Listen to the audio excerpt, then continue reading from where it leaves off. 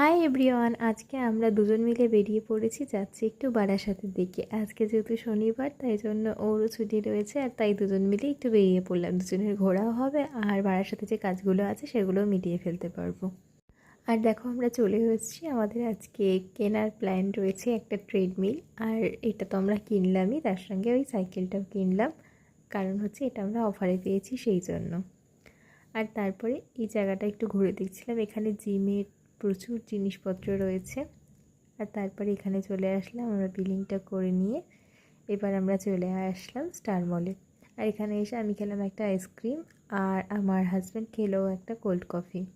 আর তারপরে আমরা এখানে বেশ কিছুক্ষণ একটু বসলাম, আর তারপরে আমরা আবার বেরিয়ে পড়লাম স্টার মলের থেকে বাইরে।